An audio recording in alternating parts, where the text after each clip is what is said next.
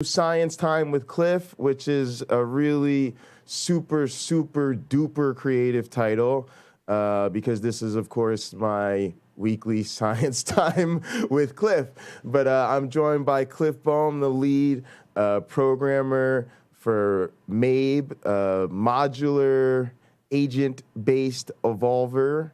And I am, of course, Pocket Locker 86, a.k.a. Jay Bundy, a.k.a. the host with the most from the East Coast.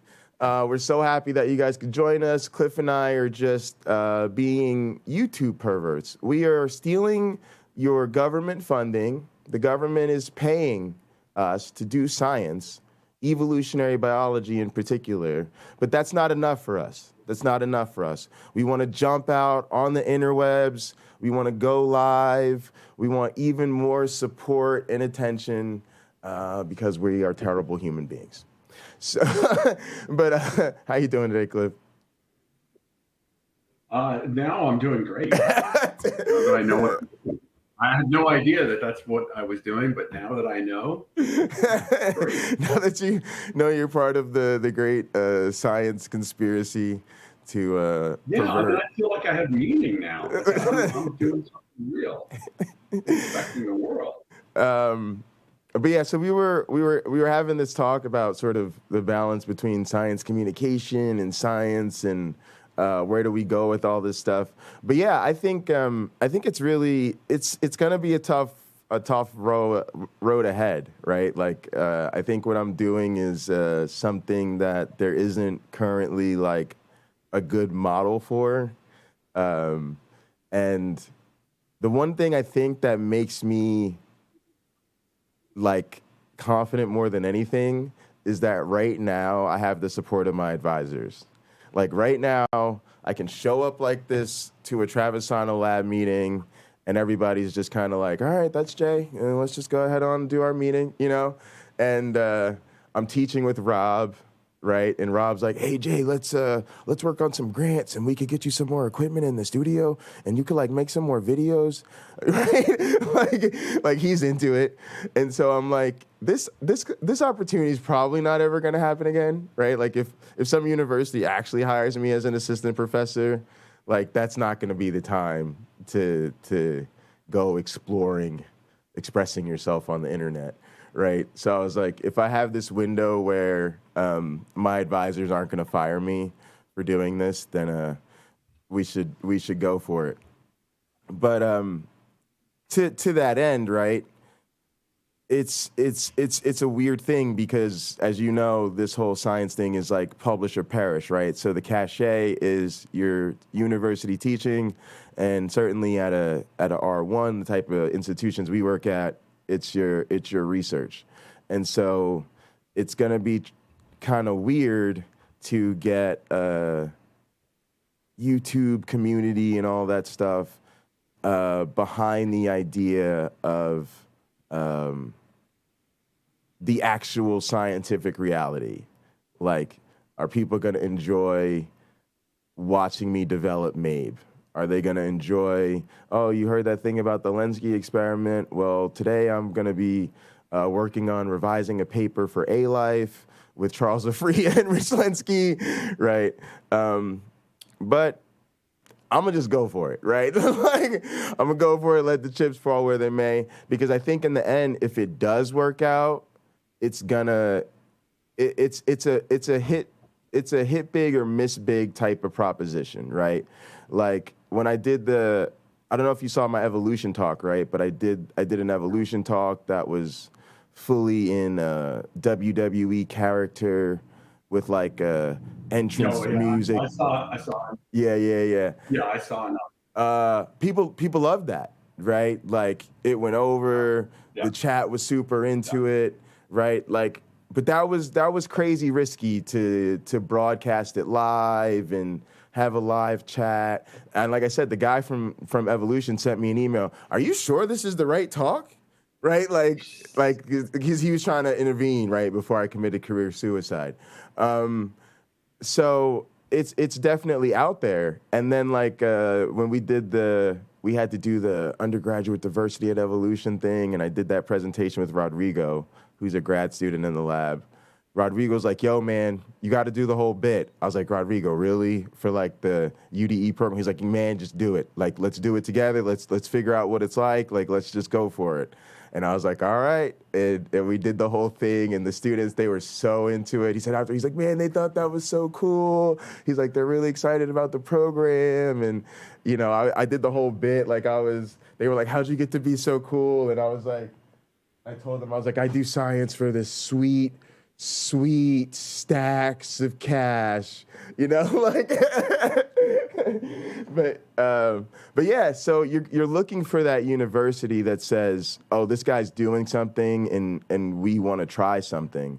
And so they've got to be willing to think outside the box, but there's going to be a lot of places that say, hey, this just doesn't fit with our image or what we're trying to do or what we're about. And so I'm okay with that, right? Like I said, it's going to be a hard no most places, but I'm looking for those couple places that are with it. What's up, YouTube punk? What's up, Satan's little helper? I see you. Go fuck yourself.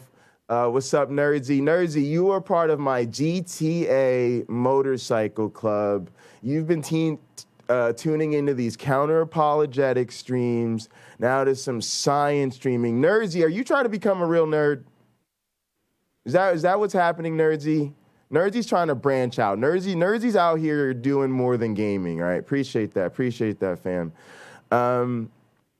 Also, appreciate all y'all that are going to watch this later. Now that I'm actually getting more viewers, the reality has shifted. Most people don't actually watch me live. They actually catch this stuff later.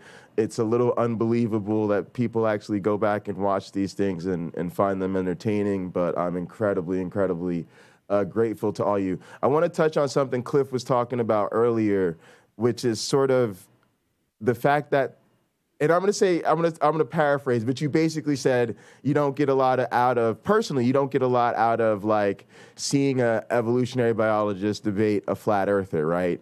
Type deal. And I've tried to make this point. I've said most evolutionary biologists don't, right? Like I said, I kind of made this point. If you put 100 professional biologists in a room, I'd be surprised if 3 of them think it's worth their time to actually have a conversation with these people. And would you say it's that I was just being fair to that sentiment, and you were kind of speaking to that sentiment in most scientists? Yeah, because I mean, the evidence is incredibly clear to anyone who's working on it. And if you spend all your time working on this, and then you have to talk to someone who basically all that they do is their entire focus is just I'm just gonna try to needle the details. I've read something somewhere that tries to poke a hole in something, and that's all it does. It just tries to poke a hole in it. And the thing for most of those things, yeah, it's complicated. It's really complicated. And if you don't understand it, then you can totally, you can simplify it to the point of a straw man argument and then say, oh, look, that thing doesn't work. And it's like, no, but I'm sorry, it does. If you want to sit down, give me like 4 hours and I'll explain to you why it works. But I can't do it in 2 minutes. And that was one of the... I can't go a modern day debate and in that format in 1 hour covering 20 topics. I can't educate anyone on anything. And so, I mean, that's it's interesting to listen to it, to hear how people try to do it. But it would be just frustrating to actually engage in those. Yeah, and then would you also say, because I think that's totally fair, right? And so the other thing that's interesting about that, and she talked about this in a little, Gutsick Gibbon in her video. We were going to talk about the Gutsick Gibbon video, but Cliff had already seen it, which is awesome. I appreciate you watching that, bud. And we've been over it, so we're good on the channel.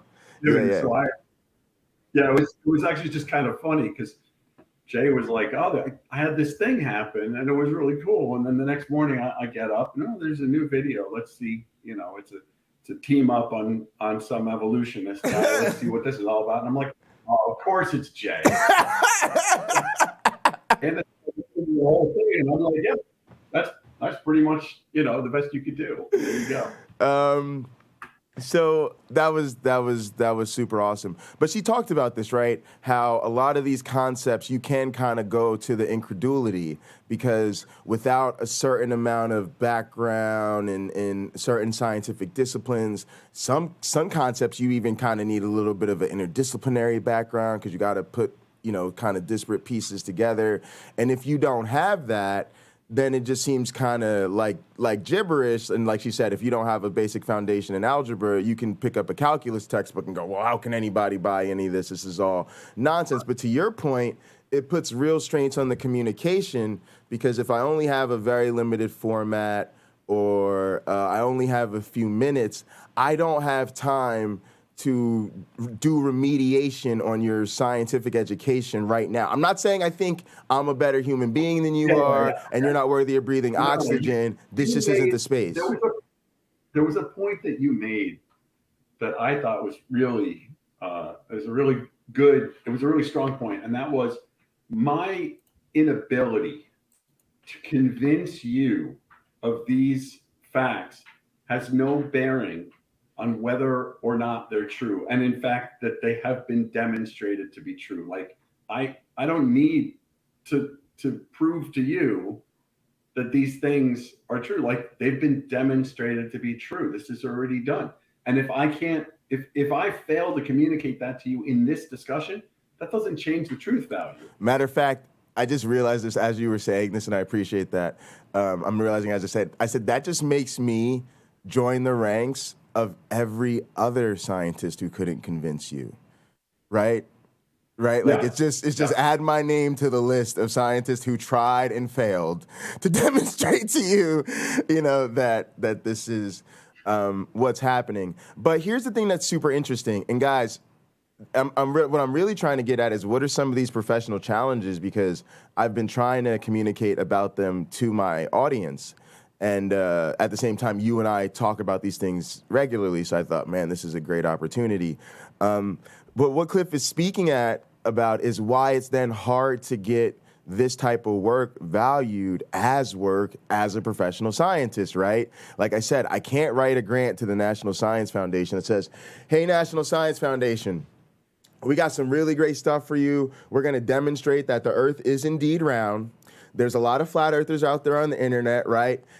We're not going to get that grant money, right? This is a settled matter, right? You really can't even use it to say, oh, I'm teaching evolution, right? Because you're really not, right? It's damn near what we call invisible work. And this is the problem with a lot of science and outreach efforts is they just don't impact our professional CVs the way you would think in the ideal world. Like if you're not a scientist, you would think, oh, the university must love it when you guys get out there on YouTube and spread the good word. And they must be really excited when you guys are out here using your professional expertise to debunk nonsense. No, they're not. They're not. They're really like, you're wasting your time. We'd really like you to go back to your lab and like work on something that can get you some research funding and like a peer-reviewed publication. And this is not it, right? Now, what's interesting is how many grants did that YouTube video get you? You're right, exactly. Yeah, that's the real conversation, guys. Real talk. And I have this one little ace up my sleeve. This one little ace up my sleeve right now, and I don't know how long I'll have this ace up my sleeve. I'm hoping I'll be able to use it the rest of my life. And here's what that is. I am a Beaconite. I did all of my PhD training at a place called the Beacon Center for the Study of Evolution in Action. I was a big part of our evolution education and outreach team. Evolution education and outreach was a huge part of my dissertation. There's a whole chapter on it, right? And now my teaching mentor is Rob Pennock, who I'm trying to get you guys familiar with. Rob Pennock is a philosopher of science. He's also a digital evolution expert. He's one of the PIs at the Beacon Center. And he was the expert witness in the Kitzmiller versus Dover trial, which he testified that intelligent design creationism is not science. And I teach his Tower of Babel book alongside him in our Darwin's Law class. And in that class, we teach our students about why intelligent design creationism isn't science. We teach our students sort of about the essential epistemology of science and of evolution as a law of nature. And so the ace up my sleeve is that this is actually very related to my teaching, right? I got the one evolutionary biologist who actually thinks this stuff is really important and it's highly related to what we actually do in the classroom, right? You could essentially look at a lot of what we do in our class as a scientific approach to counter-apologetics, right? So it's a little bit of an out for me because I can actually say it's related to my work, but I've got to really nail that home. I've got to shore that up. I've got to formalize it, and I've got to deliver on that, and it's still gonna be a tough sell, right? And my research has to be there regardless, right? The research is gonna be make or break. My actual in the classroom teaching is gonna be make or break. And if I can sell some of this and package it correctly, it'll be seen as a bonus and a cherry on top that they'll go with. So yeah, just wanted to speak to that real challenge, but hopefully the opportunity. So Cliff, here's what's interesting about all that, right? Yeah. I didn't want to put myself out there as a science person, right? If you look at like Erica's content, like everything she does is centered around science, right? Like that's her gig. Like she does her science thing as a YouTube creator. Whereas like me, I'm more a variety streamer. I wanted people to do, I do a little bit of science on stream, but I do gaming and multimedia stuff. And then when I got into counter-apologetics, I went the route of trying to be entertaining. And the one thing I noticed from building content on my Twitch was that it was really helpful if people asked to hear more about my science than if I tried to tell them about it, right? Like, oh, Jay, I'd love to hear more about your research is a way different conversation than, guys, let me tell you how exciting my research about digital organisms is, right? And so I figured if I try to be the next Bill Nye the Science Guy, that's going to be tough, right? But if you're entertaining and people just get these little drops and nuggets that, you know, in your other life, you're actually a scientist, they'll start to ask questions. And with that in mind, I put a lot of effort into one, like making actual shows, right? And some of our shows, like if you don't know, I have a Jay BUNDY channel. I do like late night counter-apologetics and stuff like that. We did a lot of fun, crazy episodes, Cliff. We've done cursing pastors, child pastors, preacher to porn star to preacher. We did a whole birthday bash for the unborn when the Republicans did the Roe v. Wade stuff first, right? I'm talking about stuff that like I'm trying to be controversial. I'm trying to get your attention. It's planned. I'm singing. I'm dancing. You see what I'm saying? And none of that stuff makes a dent, right? But ironically, this random conversation I have at 1:45 in the morning against these creatards, essentially. Sorry, somebody in my neighborhood's doing something loud. That would be the thing, right? And it's so random, it's so unplanned. And then what was weird about it is I was actually doing that type of thing, again, not thinking it's going to lead to anything. The reason I did it was it's an opportunity to get a few more viewers. Because my streams were getting like 5 or 6 views at the time. That stream, LPP, he gets 30 to 50, you know? So it was an opportunity to show up on a little bit bigger of a channel.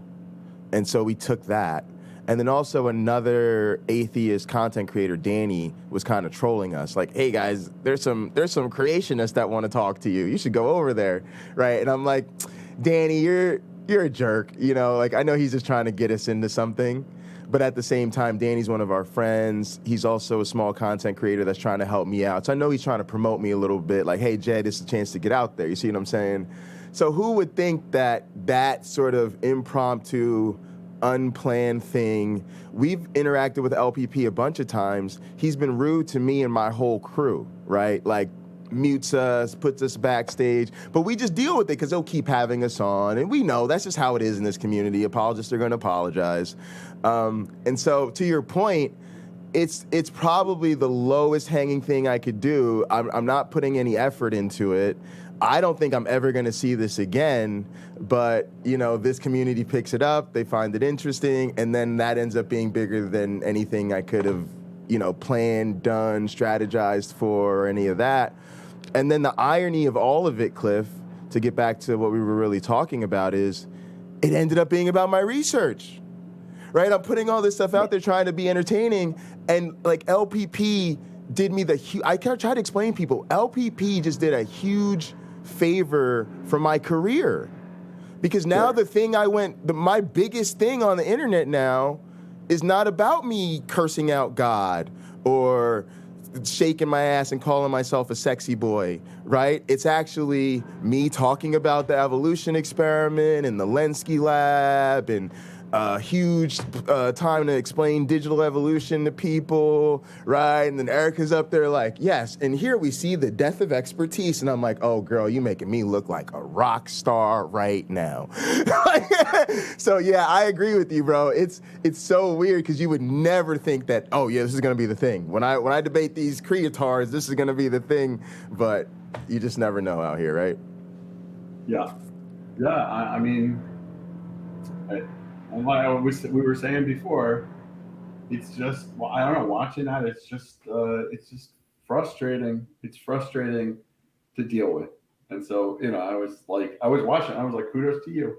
Because there was also a certain level where, you know, when I get into these conversations, I want to be like full-on scientist, which means there's always this like you have to quantify every statement. You're like, to the best of our knowledge, it appears that. And the thing is, for people who don't understand why we do that, why we use that language, they see that as a weakness. But it's necessary. What we're saying is, no, you can't say anything with absolute certainty, because all I'm doing is I'm making educated guesses based off my results, and that allows me to make a prediction, and that allows me to design the next experiment, and then I see if the next experiment meets my expectation, and I just keep doing that. And as long as you keep meeting your expectation, you keep feeling more confident, but you never feel 100% confident. And but the thing is, people can't, they don't understand that, you know, especially people who have some theistic belief, and they know that they know that they know. So the way you were handling them, you didn't, there was no point where you actually went out on a limb and you made a positive assertion that you couldn't defend. But at the same time, you didn't do what the trap I tend to fall in on these things, where I'm trying to like make sure I'm covering everything. You were fine. I'm just going to gloss over some stuff because it doesn't matter, and you're not listening anyway, right? Especially when you're on certain points where they just weren't listening. You're like, yeah, well, you're just wrong. And it's like, all right, yeah, that's the right way to do this. I sorry again, guys. I got to apologize. I got a neighbor doing yard work, but this is great. Something else, there's so much here that I really want people to hear from you, because Cliff is somebody you're going to see. I meet with Cliff twice a week. Cliff is probably, I feel like, my most important collaborator. I'm not just saying that because he's here. I'd say that to all my other collaborators. I say this to my advisor all the time. I think when I look back, if I do attain my career goals and my lab becomes what I want it to be, it'll be because of my work with Cliff. I really genuinely believe that. Can you talk a little bit about something that I get frustrated with, which is the simulation thing, because that came up. I'm sure you had thoughts when you heard that conversation come up. And then also you handled it. You handled it the right way, which is, you know, there's this thing that comes up that says, oh, well, you're that's just a simulation of evolution. And no, it's not. It's an instance of evolution. So that's a fine distinction, but evolution is based on three things. What are they, Jay?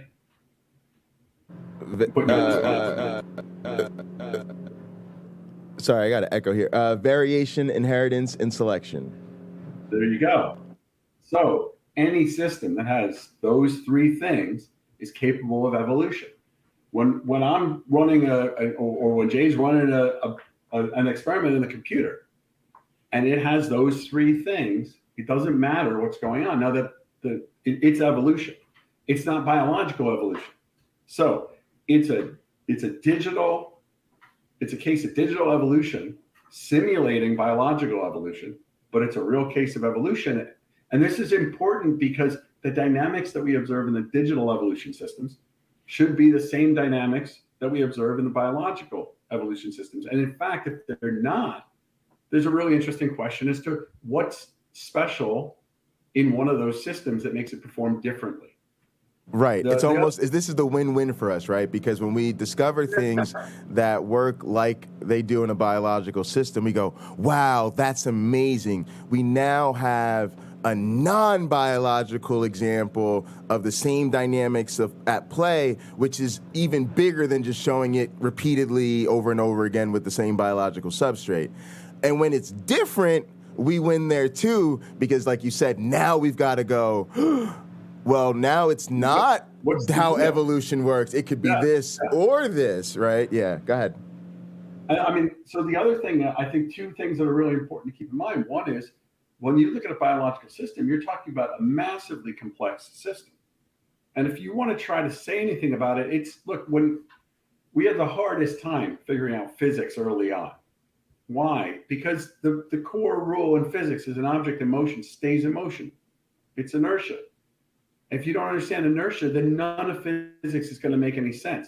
The problem is we grew up, we evolved, and we developed all of our science in the gravity well of Earth, where there's friction, where an object in motion doesn't stay in motion, where things that go up have to come down. And that is that's a special case. And so one of the big discoveries in physics that allowed us to move forward was somebody realizing, oh, wait a minute, we're in a special case here. Most of the universe is not this. Most of the universe is frictionless, and and gravity isn't playing a big role. And when you realize that, you say, oh, okay, that's the baseline.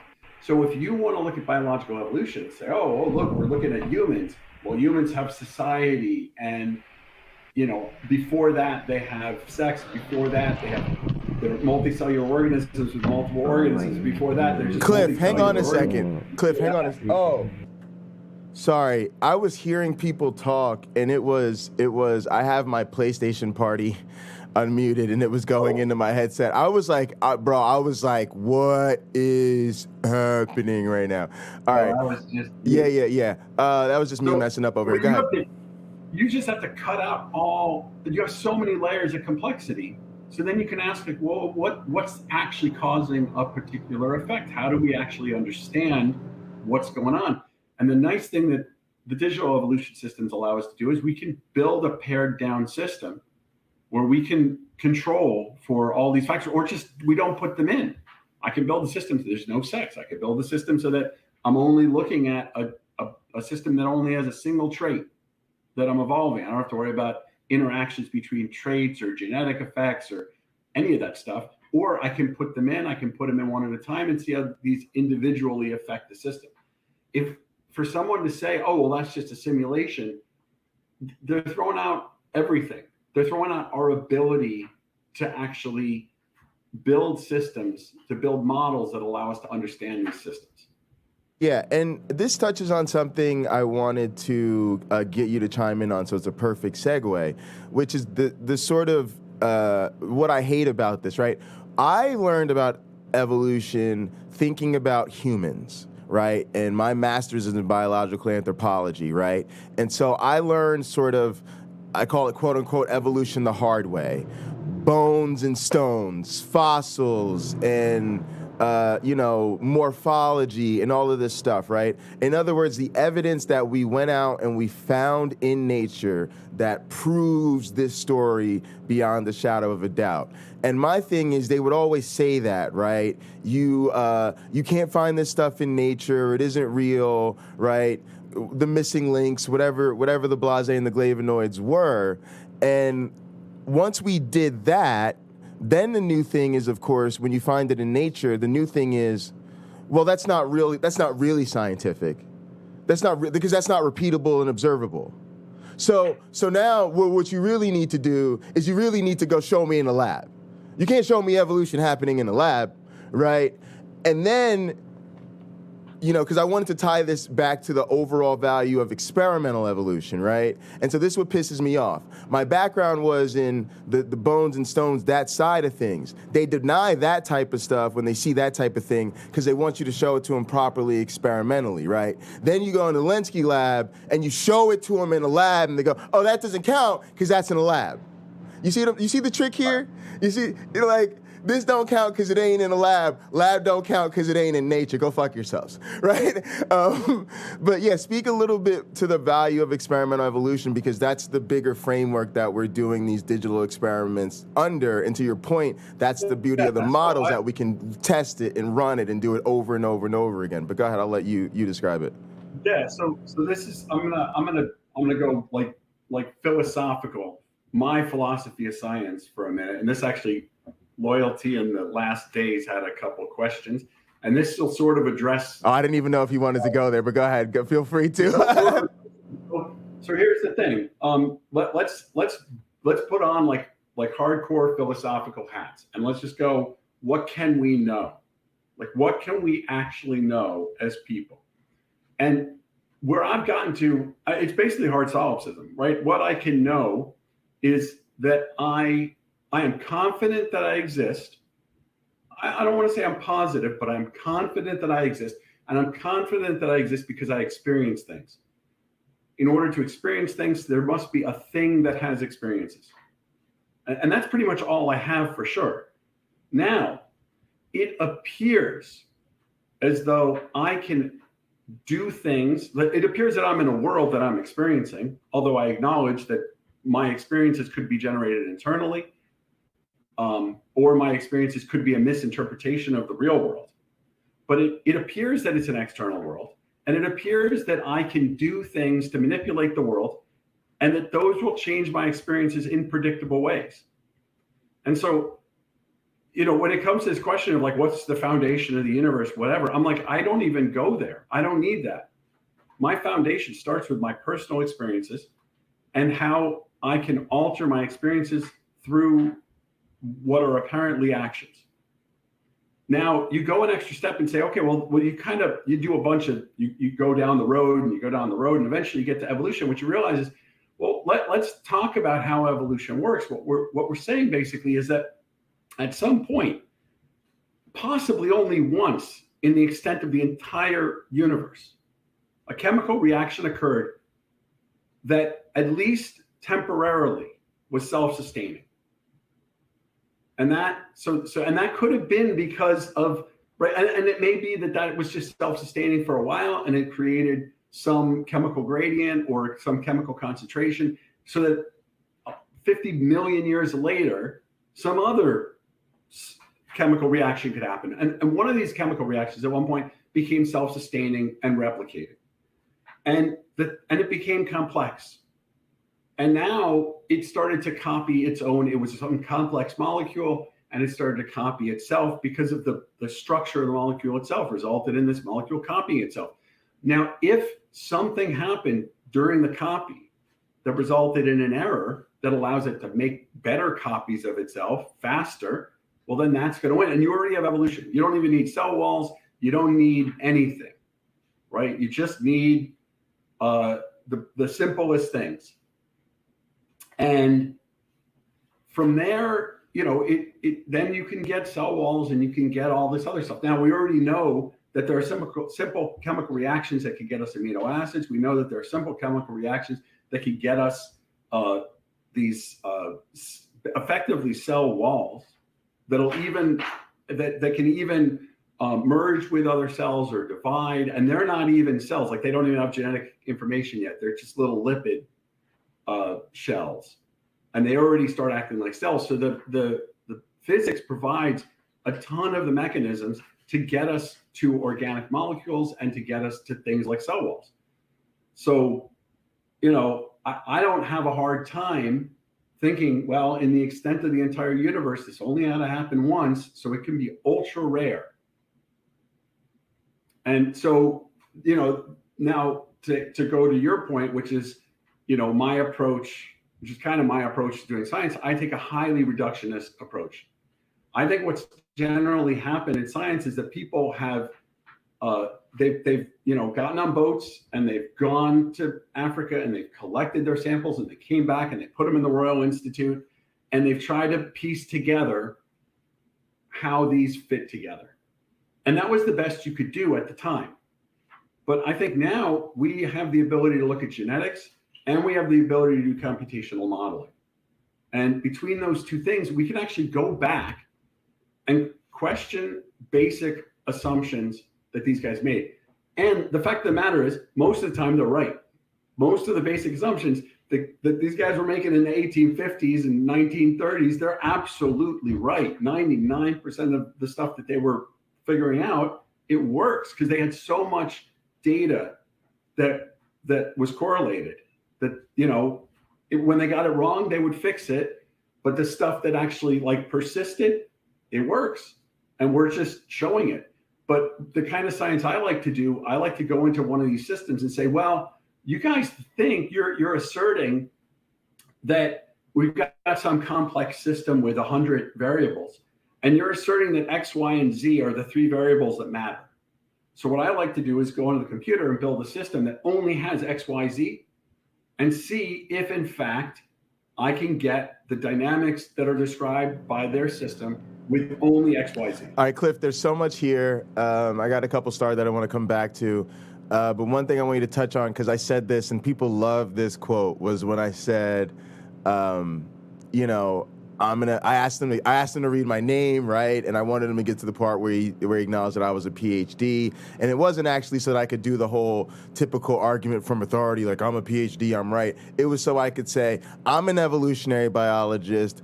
I don't give a fuck what other evolutionary biologists think because it's my job to tell other evolutionary biologists that they're wrong, right? And so this is our real life. Matter of fact, I always tell people on my channel that I really call it evolutionary biology. You'll notice the hard E emphasis on the evil, because I like to talk about the evolution of bad things, right? Cheaters, coercive mating, parasitic behavior, things that aren't supposed to win in the system but do, right? Because we like to not have this cushy, oh, look at the trees, isn't everything about evolution so wonderful and friendly, right? But more to the point, we like to challenge the conventional understanding of what is going on, or at least what is possible to be going on in these systems. And so people really, that gravity, people resonate. I've had a lot of people say, "Oh, I loved when you said that."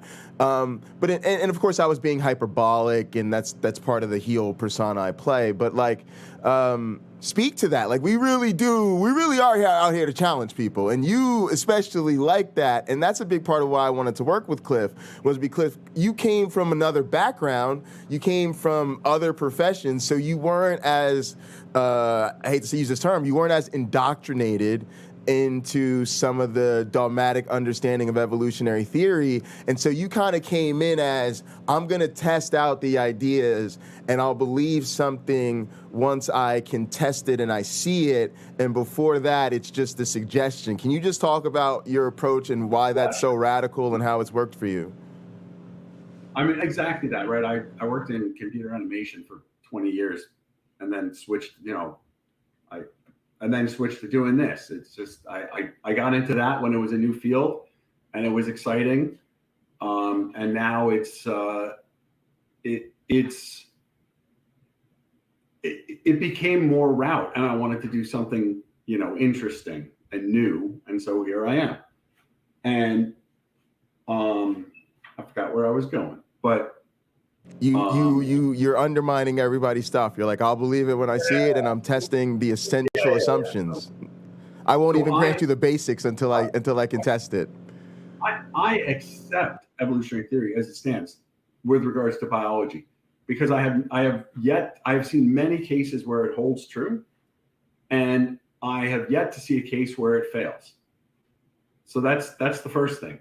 And somebody saying, well, I've never seen a cat make a dog, that would be a case of evolution failing, right? That would literally be evolution failing if we saw that. what we generally tend to see is that simple organisms evolve and generally become more complex, especially over long periods of time.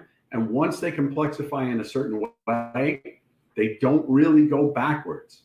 So once you get multicellularity, you don't generally go back to single celled. Once you get divided to have different organs within your body, you don't generally go back. Guys, he didn't say can't. He didn't say can't, right? I work in the Travisano lab where they literally evolve and go back and forth between multicellular and unicellular all the time. But that's a unique experimental system that they've derived just to do that, because they found a species that can do that. That's the exception, not the rule, right?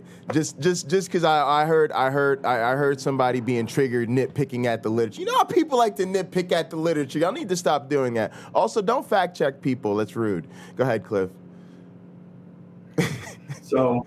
There was a question earlier on about, what did you do to get your PhD? All right, hang on. Let me address that. I want you to address it, and then I'm going to show one picture, because I haven't gotten my PhD yet, but I'm going to show a picture. I'm not going to spend a lot of time explaining it, but I'm just going to show something that I'm you can have all the time you want. All right, so here's the deal with that. I was so happy they asked this question, right?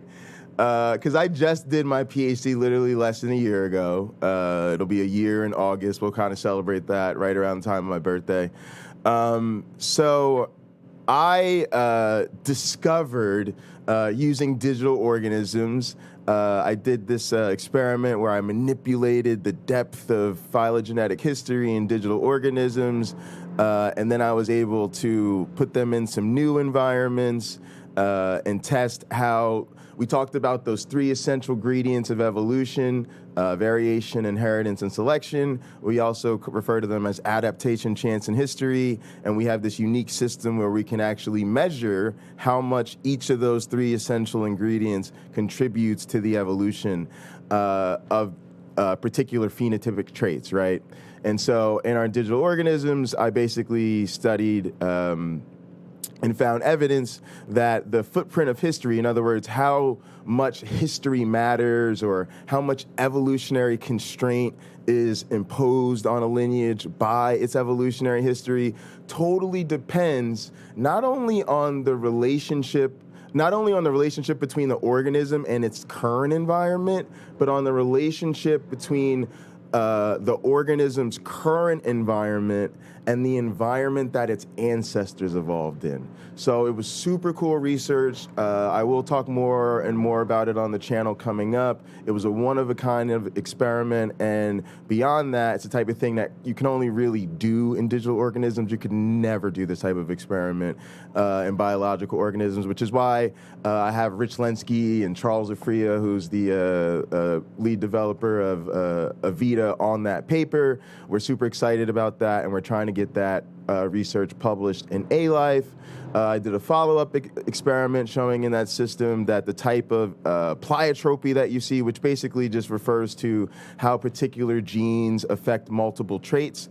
So we saw that the form of pleiotropy that you get and how a gene affects the traits in sort of the current environment versus the ancestral environment, whether those type of interactions are synergistic or antagonistic, again, depends on the relationship between the environments. We documented that.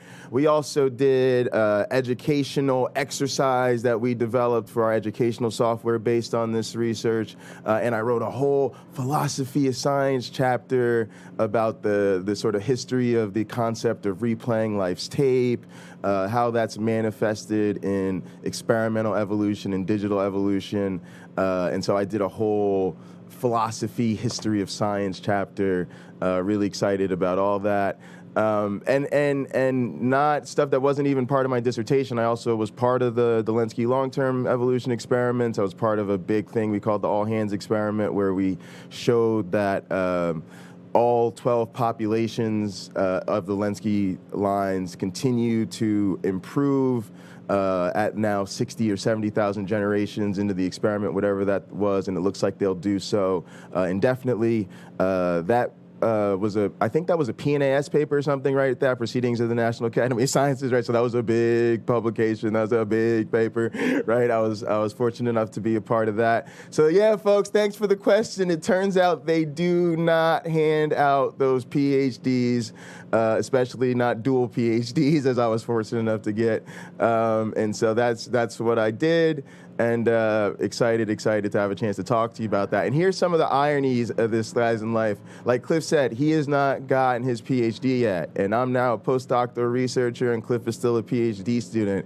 But as you get to... Well, I got enough papers to... No, hang on. That's kind of my point. Hang on. Let me do this, yeah, right? But what you'll learn over the course of our interactions is Cliff is actually training me. This is not a game. You'll see that. It's no secret, right? Cliff is actually training me, and that'll continue. If I become a faculty member and can hire Cliff as a postdoc, he'll still be training me. And so even though Cliff is not yet has his own PhD, he's actually accomplished more as a published researcher than I have. So Cliff, talk about what you've done, what you've created, discovered, invented, not even yet finishing your PhD. God damn it. Go ahead. So the first thing is I met with my committee finally 3 months ago. Yeah, it's a big deal, those committee meetings. And I had a conversation. I said, well, all right, guys, there are two ways I could go with this PhD. And one of them, it would have the highfalutin title, Understanding the Evolution of Cognition and with Structure and Information Theory-Based Analysis. I'm not going to go into any detail of what it is. And all the papers that I need for that, I have 5 papers on this topic already published.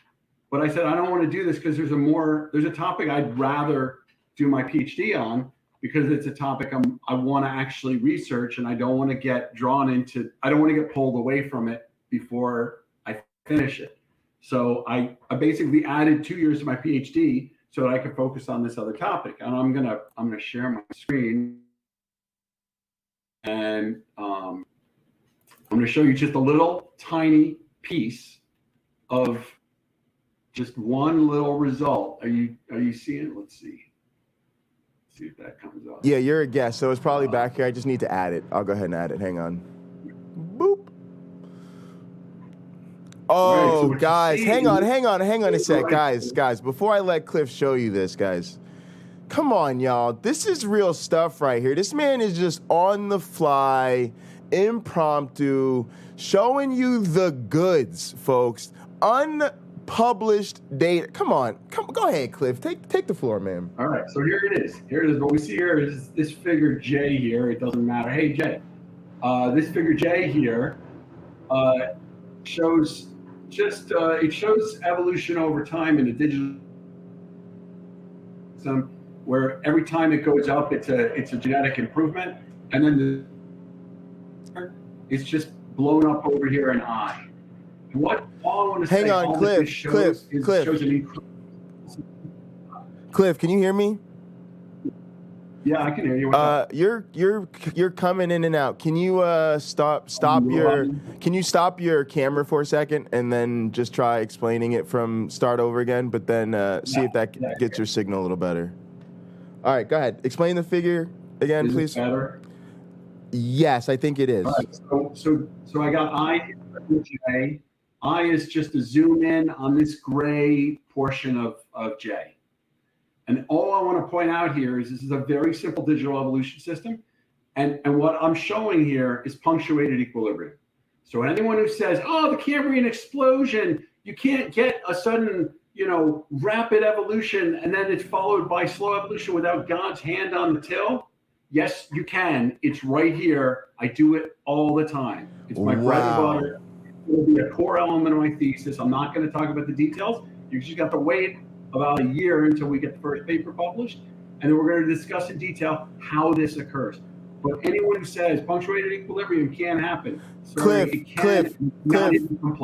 give them the elevator punctuated equilibrium just for the people who don't know the concept, just so they can get a sneak peek of what you're talking about. The idea that, so Darwin said we expect evolution to occur as a gradual series of small changes. What he did not say specifically was that the timing between those events would also be regular. And some people came along and they interpreted this as being, oh, we should expect that over evolutionary time, we should see a constant rate of improvement. So the Now, idea, that's hang on a sec, already Cliff, I'm because just cutting if in you the, I'm just cutting in to make sure that we're following along. So basically, people take Darwin's idea, which is the gradual evolution of populations, the gradual emergence of new traits, and therefore the fit between populations and their environment. It happens as this sort of slow improvement because these changes are happening super gradually over time, right? And so, but people somehow then interpreted that to be, well, he's also making a statement about sort of the rate or pace at which they evolve, and saying that they've got to be sort of accumulating these steps at a constant rate. Yes. And then punctuated equilibrium comes along and says, actually, there can be quite a bit of time between the steps. And then not only that, sometimes you get a jump instead of a graduated thing. The thing is, by evolution, you shouldn't see big jumps in terms of genetic change because it's going to be small mutations. It's just that a lot of these mutations can accumulate very quickly. So one case is if you have an ice age, that's a change in environment, and then you're going to see rapid evolution to adapt to the new environment, right? If you've got like a migration, if a species migrates to another location and the environment in that new location is different, you're going to see a period of rapid evolution while they adapt because there's many beneficial, there's a higher proportion of beneficial mutations than there would be if you were well adapted to your environment. But what I'm showing here, particularly in this figure over here in I, this is not a changing environment. This is a stable environment, nothing's changing. And again, without going into any details, this is simply a dynamic that arises under certain conditions. It's a certain balance. There's a kind of if anyone's heard of shifting balance theory, this is related to shifting balance theory, but there's a balance between the effects of selection strength. And it can be this balancing act is purely a dynamics of the population. It doesn't need any external force. And so all I'm saying from this figure is anyone who says that the Cambrian explosion needed some external input, it didn't. It had it. There was an increase in oxygen levels. There were significant changes in environment. There was competition between species. But even without it, we can still see punctuated equilibrium. So that's what I'm bringing to the table. If somebody wants to know what am I doing for my PhD, that's what I'm bringing to the table. Let's see if I can put my camera back up. So, all right, I snuck off. I just snuck off for a quick second. I put you on the speakers. No, I put you on the speaker so I could hear you. But I was seeing what the hell is going on outside my house. I was like, man, my neighbor's taking forever to mow his lawn. They're literally chopping trees. They're literally like the worst audio situation. They're actually outside my house shoving logs into the wood chipper. Like, oh, great. Everybody is trying to stop my shine, Cliff. But I get it. That was. I mean, last week it's not so bad. Last week power was out. That was worse. Yeah, seriously.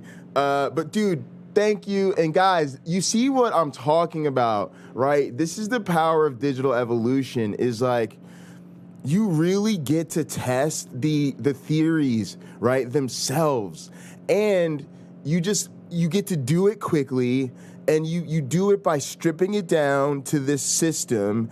And then when you have it, you have the most powerful direct evidence you can have because you've stripped away all the nonsense. And so we'll be getting into the details of this stuff. But guys, this stuff is really powerful.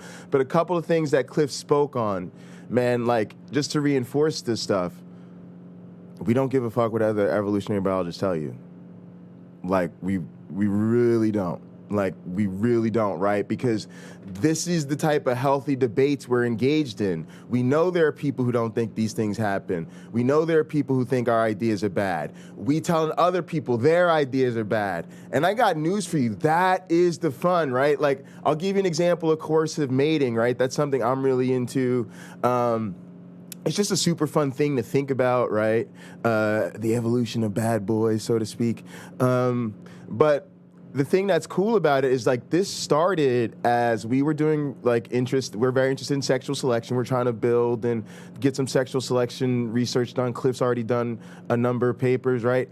And so you didn't buy into people's ideas about sexual conflict.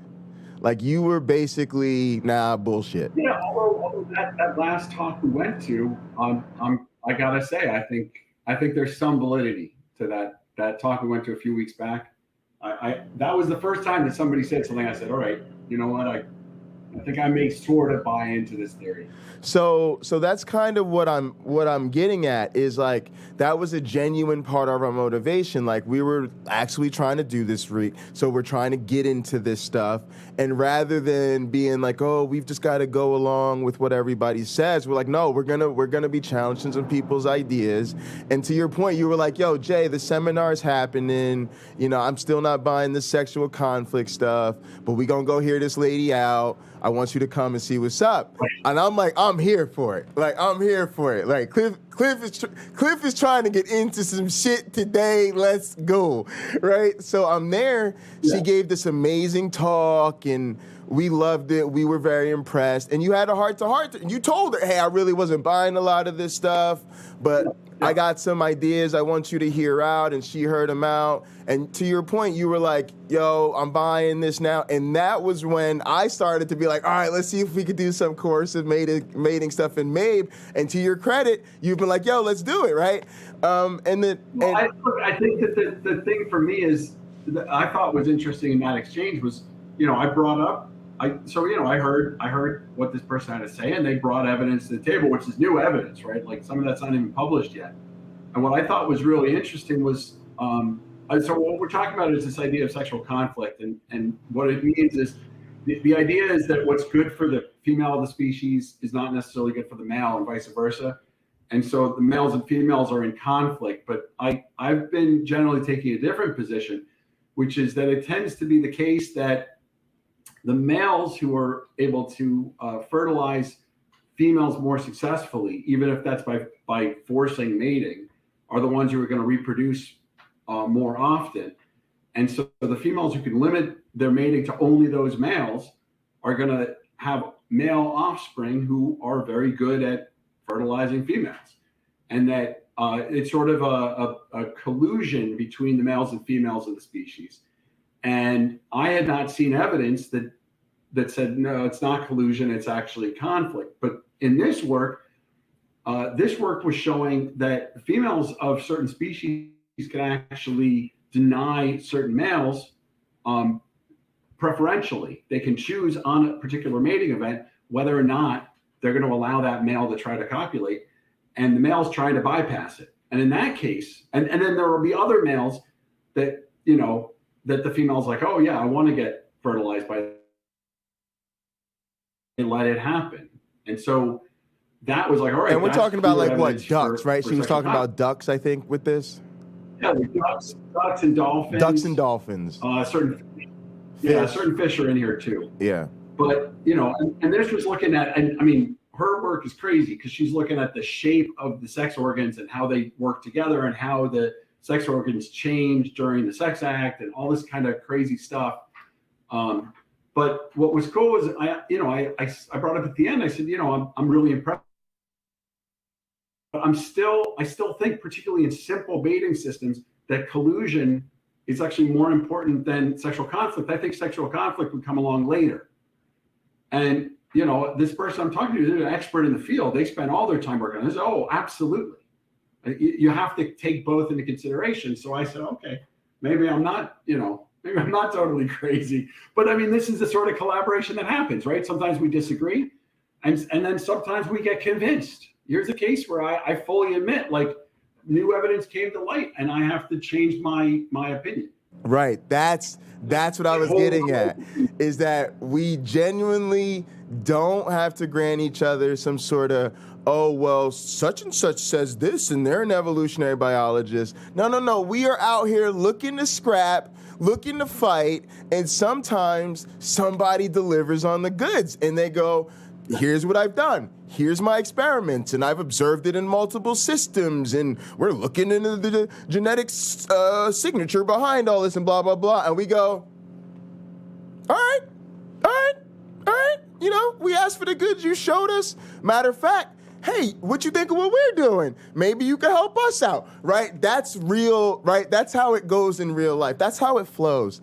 And the thing I love about this, right, is this is the church, right? This is the community that's coming together to find the truth, right? And we're breaking bread together, holding each other accountable, calling each other on our sin. Hey, that research is a little weak. No, your research is a little weak, right? You know, and then like it's so much better because it is man-made and it's malleable, and we don't have to say, oh, so and so said this, so now it's written in stone, and nobody's allowed to disagree with them because there's an authority on the subject. The best part about working with Rich Lenski for 10 years, who's someone who like people have so much admiration for in our field, right, is that I had to get used to telling Rich Lenski he was wrong. I had to figure out how to tell Rich Lenski respectfully I disagree.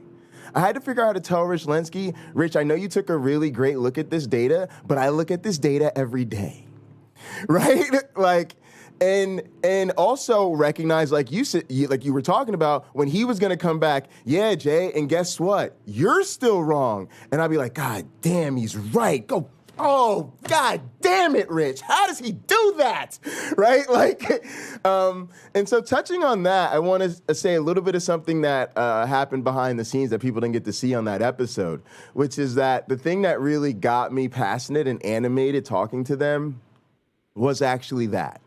I'm used to people saying crazy stuff about me all the time. I'm a radical atheist on the internet. I'm the Word Wrestling Entertainment United States champion. I wear the sexiest tights. I have the best entrance on all of YouTube.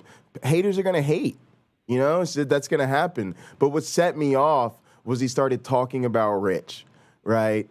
And sometimes people just think this academic name dropping and stuff is just like, oh, you know, don't talk about the people I represent because, you know, you're upsetting me. It's like, no, you're talking about literally someone who's going to be referred to as my academic father my entire career. You're talking about somebody who's accomplished everything in the history of science and saw J. Bundy, who has done absolutely nothing in evolutionary biology, but had a passion and interest and was like, you know what? I think I could turn that kid into a legit bona fide professor, right? And so, guys, you're talking about the person who made sure for 10 years I did not miss a meal. Right? Like, so, like, you're talking about, it's like, say what you want about me, but when you talk about my advisor, I will cut you. Like, so I wanted to just bounce this off one of the few people in the world who could talk about it a little bit. I don't want to glow about him too much. And obviously, I've had my moments with him, and we've challenged each other. It's just part of the process. But Cliff, you know Rich. He is a very famous scientist, or about as famous as you can get as a biologist. I'm trying to work with him right now. We sent him the first draft of the paper, and he just said, I don't have time to look at this. You got to make this better. Like, literally, we sent him a draft of the paper. He said, I don't have time. You got a spelling error here in the first paragraph. Give me a better draft. I was like, son of a bitch. Damn it. Yeah, so just go ahead. Talk about Rich for a little bit, man. I don't want to go on. I want you to talk about him from your perspective. I mean, from the first time I realized. So I mean, I came to MSU and I didn't come up through academic ranks, right? I came out of industry. I went to college with Charles Ofria. I knew about his research. I followed up on it, but I didn't. I wasn't well read. I just started coming to MSU and. Guys, Charles Ofria is the guy who made the Avita system that I use for my research, and it's probably the most well-known digital evolution system. Cliff and I are trying to get Mabe in that race. We think Mabe is, maybe outpacing Avita. But Avita's still out there in the lead. What it does.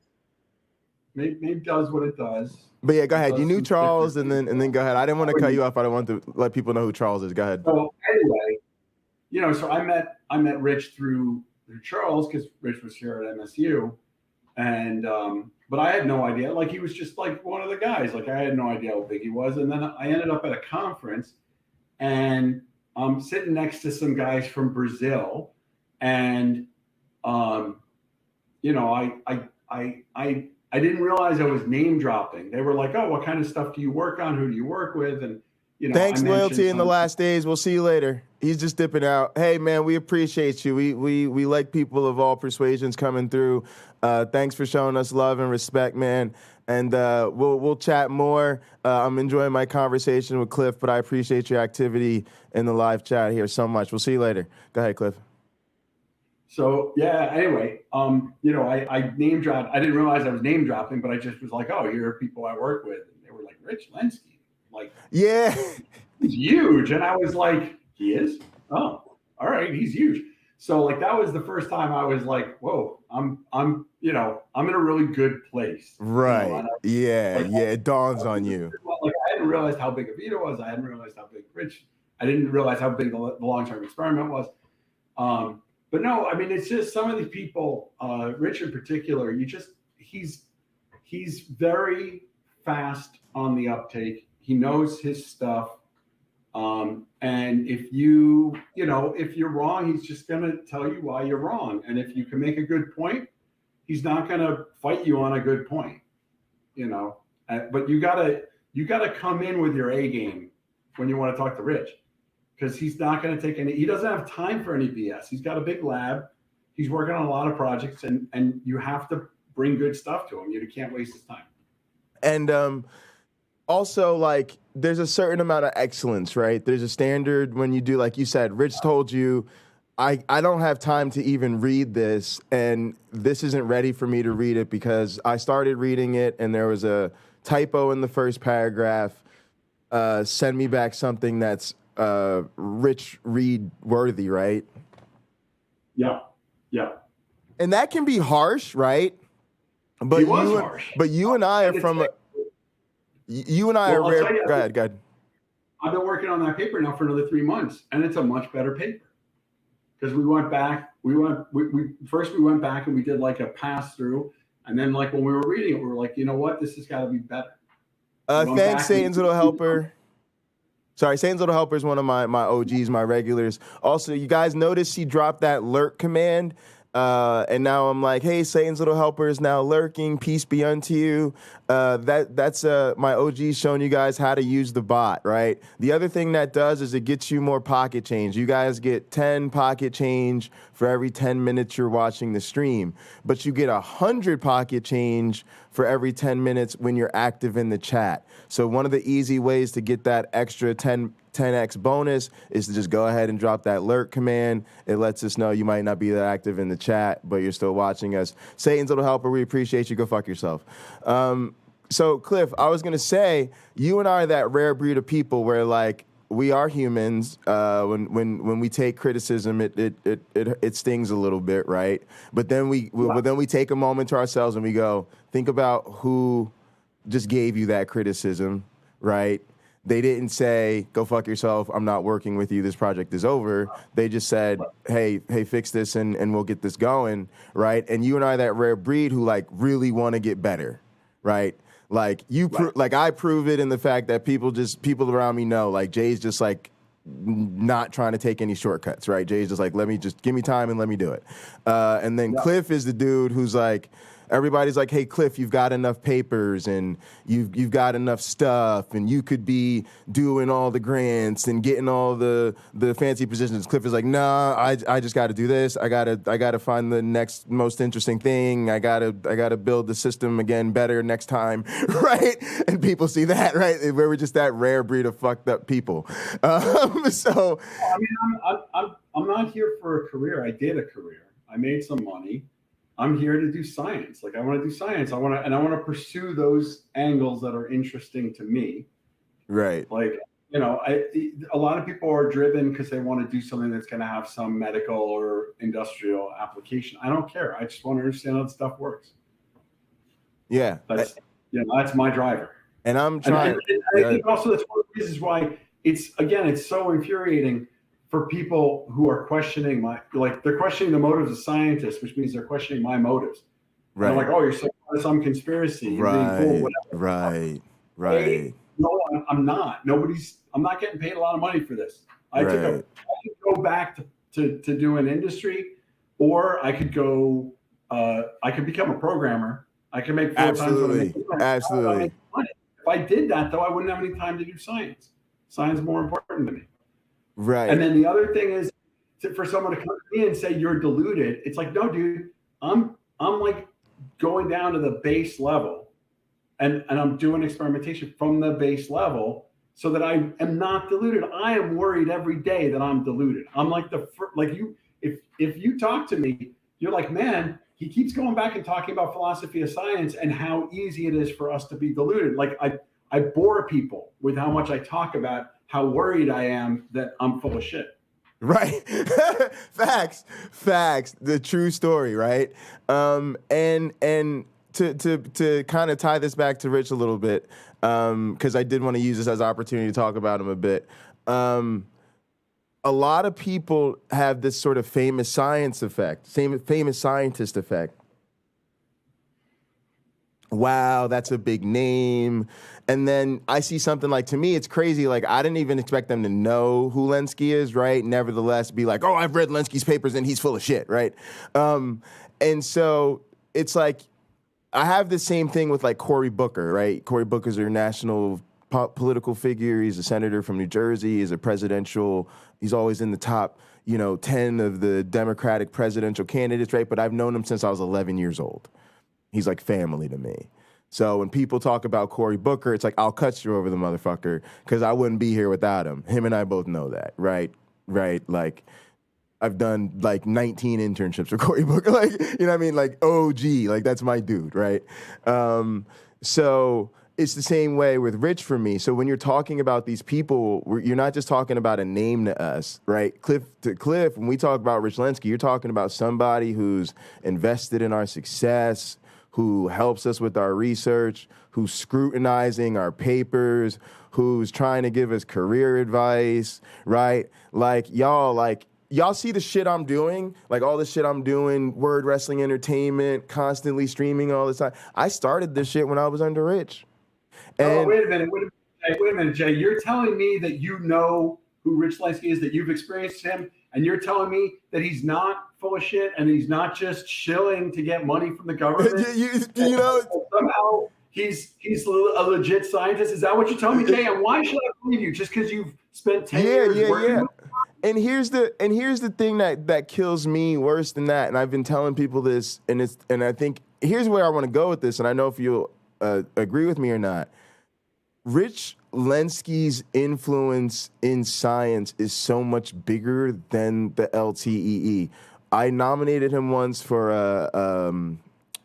subscriber 191. Let's get to 200. Thank you, Fernando. I appreciate you. The thing I said when I wrote a letter, I had to write a letter of why I think they should give him the award, right? I said he would be one of the most important biologists in the history of biology if he had never done the long-term evolution experiment.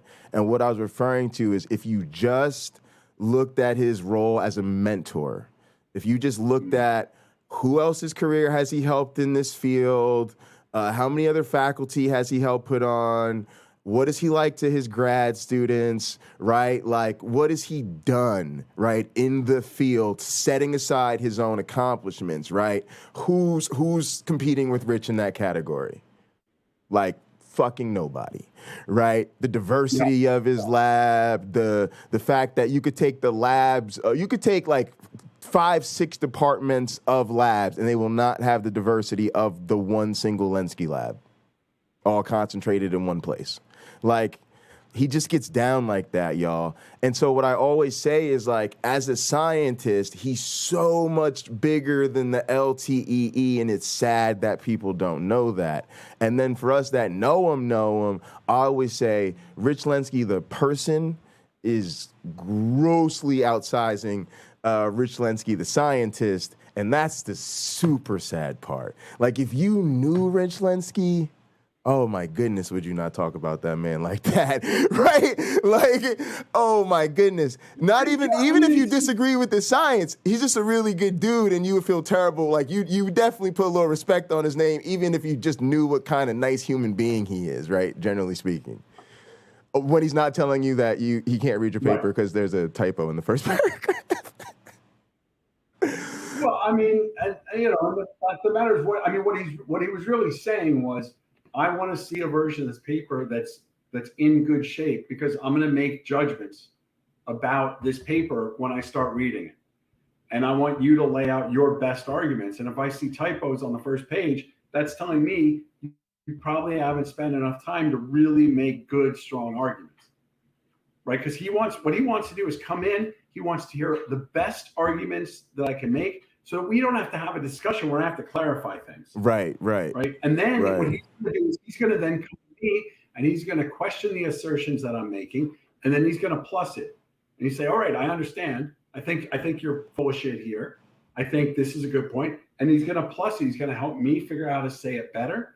And then he's going to go through and write a pass where he's going to fix up all the language, and he's going to put it in words that are going to be understandable. And they're going to be like the right words, right? I mean, part of this is you got to use the right words if you want to sound like you know what you're talking about.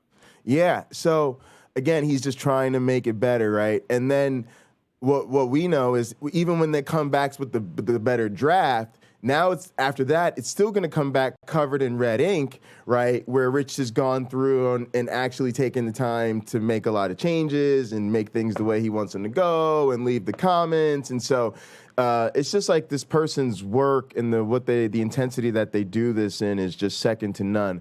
And also, what I was going to touch on is just the investment, right? So what I was really trying to justify, guys, is telling you that what happened was, when I was having this conversation with LPP, John Maddox, it triggered me when he talked about Rich, right? And even what I was getting at is the situation I'm in now, where I'm able to do all this crazy stuff, it's because I'm supported by Mike Travisano and Rob Pennock. That's my research mentor and my teaching mentor. And so as I was finishing in Rich's lab, right, and I'm worried, Cliff, right, I'm taking you back a year, right? I was super worried, like, oh my God, I'm trying to finish my dissertation. How am I going to get this done on time and all this stuff, right? All those concerns. In that most frantic period of my career to that point, Rich was hitting me up like, hey, Jay, don't forget, you need to find a postdoc, right? And dude, that was huge for me, Cliff. It was huge for me because I was going through COVID. I was stressed. I was so worried. And it said to me a couple things. It was a very brief little email, just said that, hey, don't forget you got to find a postdoc. It said to me, oh, wait, Jay, Rich is actually expecting you to finish this right now. And this is about to happen, right? Like, he's expecting this is about to work out. You're about to graduate, and he's expecting you to finish. Like, it was like it was a very supportive little nudge, right? And then it was also my way of going, and he's expecting you to find a fucking job. Now get on it, right? And I just went for it. And I wrote this big list of all the people I was interested in working with. I sent them all emails. I started Zooming with people, setting up the fucking meetings and doing the whole bit. And I was telling Rich about it, and I broke down my feedback. And he said repeatedly to me, like, the best person for you, I think, is Mike Travisano. That's the best fit, right? And I kept going, all right, Rich, cool, got you, but there's this thing and that thing and blah, blah, blah. And he just was very consistent. He finally sent me another really nice, well-written email. He said, yeah, of all the people you've been talking about and meeting with, I really think the best person for your research and your personality is Mike Travisano, right? And guys, my dissertation research is based on Mike Travisano's dissertation research that he did in Rich Lenski's lab like 30 years ago, right? So this was, Rich knew I wanted to stay in the family. I wanted to keep doing experimental evolution. He knew I was a huge fan of Mike's work, but this was such an honor for Rich Lenski to tell me, hey, no, I think you really should pursue working with Mike Travisano, Jay. Like, you've done this, like, let's go, right? And now that I'm in Mike's lab, Mike is like the most amazing advisor, guys. Mike came to me after I started making YouTube videos and doing all this stuff, and I was like, Mike, I need a better work computer. And he was like, what do you really think you need? I was like, top of the line, fully spec'd M1 Ultra. And he was like, why? I was like, because that's how I work, Mike. Jay needs more computer. And he was like, yeah, I have a postdoc who is intensely computational. I think we need to get him one of these computers. I came back to him. I was like, hey, Mike, guess what I need? He was like, what? I was like, another computer. He was like, why? I was like, because my M1 can't be in beast mode if it's also streaming and recording. I need a separate computer for streaming and recording. He's like, I have a grad student who needs to buy, right? Like, he sat me down. Guys, I do all this crazy stuff. He sat me down. He said, Jay, let me tell you something. I don't care about the rules. Do I strike you as the type of person who cares about the rules? Right? So, guys, what am I telling you? This is a once-in-a-lifetime opportunity. You can't get away with... my whole presentation is not fucking safe for work. I'm smoking weed on the internet right now, right? Right? And I can get away with it because my boss loves me, right? And so what I'm trying to impress upon you is even at the end of that 10-year relationship I had with Rich Lenski, even when he could have just been like, hey, Jay, we're done now. Bye, see ya, have fun in your career. He was like, no. Let me do possibly the biggest thing I've done for you yet. Let me make sure when you leave here, you take the right next step and you end up with the right person for you. So again, when you talk about my advisors, I will cut you. Like, don't do it. It's the not safe topic. I will actually fight you over my mentors. I hear all this, but for me, like, I don't care because whatever, like, words are words. Like, oh, I know. I don't care.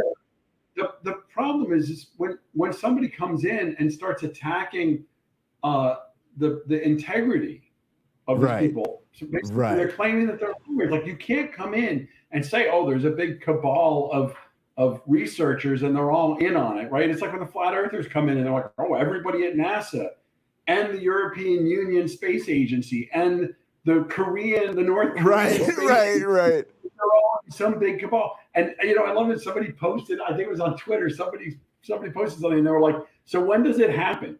Does it happen like second year of grad school? Like a guy comes up to you with a check for $10 million. Like, you better take this check and you're part of the cabal or you're going to get offed. And like, if so, like, where are the guys who don't take the checks and they get killed? Like, where are those? Like what's going? Like, where's the big cover up here? Like, it just doesn't make any sense. Like, when does it happen? When do I get? And the guy was like, at the end, he's like, and so like, assuming this is all true, when do I get mine? Because like, that's what I was wondering. Right, because look, Cliff.